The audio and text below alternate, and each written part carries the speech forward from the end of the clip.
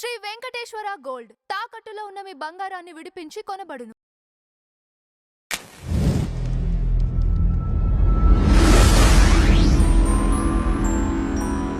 Madam నమస్తే. నమస్తే అండి.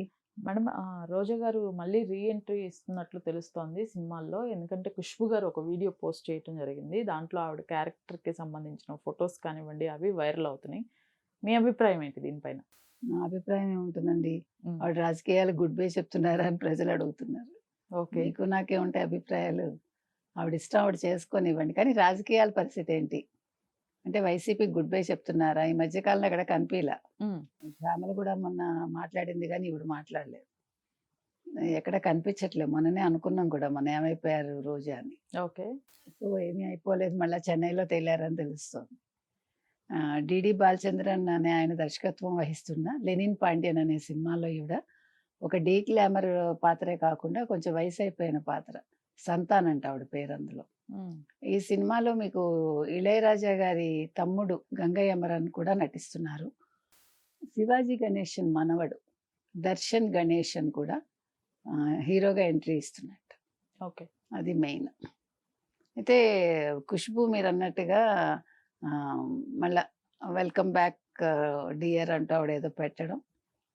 సంతోషంగా ఆవిడ పిక్చర్స్, పాటలు అన్నీ కూడా షేర్ చేసుకుంది ఆవిడ. హ్మ్. మనకు తెలిసి 'ఖుష్బు' కూడా ఇప్పుడు అదే చేస్తోంది ఆవిడ.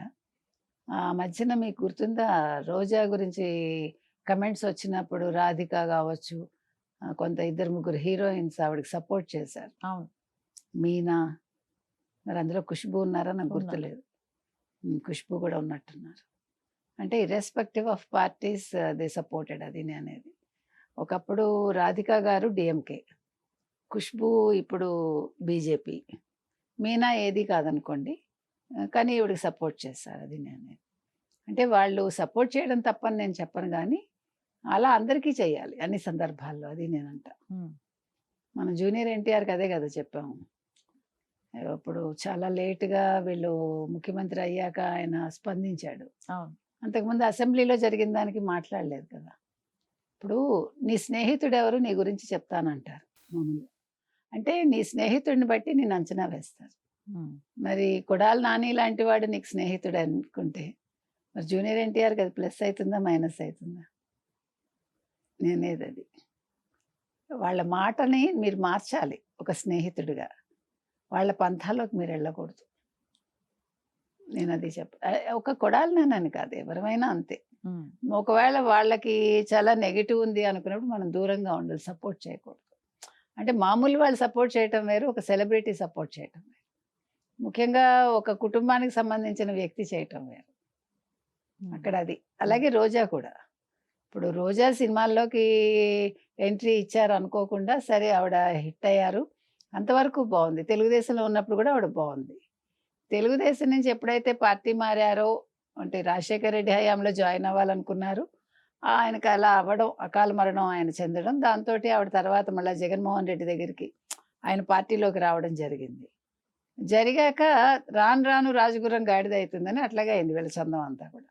అంటే జగన్మోహన్ రెడ్డి తన చుట్టూ ఉండేవాళ్ళని అంచనా వేయలేకపోయారా అనే సందేహం. నేను అందుకే కదా మేకపాటి రాజమోహన్ రెడ్డి గారు కూడా అవును. అన్నారు కదా, జగన్ ఆలోచించుకో, నువ్వు నీ చుట్టూ ఉండేవాళ్ళని నువ్వు నమ్మకు, నువ్వు కొత్తగా సలహాదారులు మంచి వాళ్ళని పెట్టుకో అని చెప్పాడు ఆయన.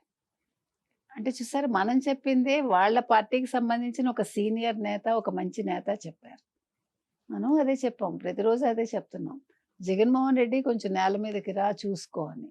అంటే నేననేది, రోజా కూడా అవసరం కోసం 2 నాలుకలతో మాట్లాడటం, రాజకీయాల్లో అవన్నీ చేశారు.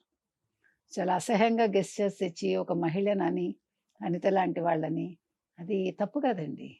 ఇప్పుడు మీరొక హీరోయిన్‌గా ప్రజలు మిమ్మల్ని ఇష్టపడతారు. అలాంటప్పుడు మీరు ఇలాంటివి చేస్తే నష్టం మీకే గదా!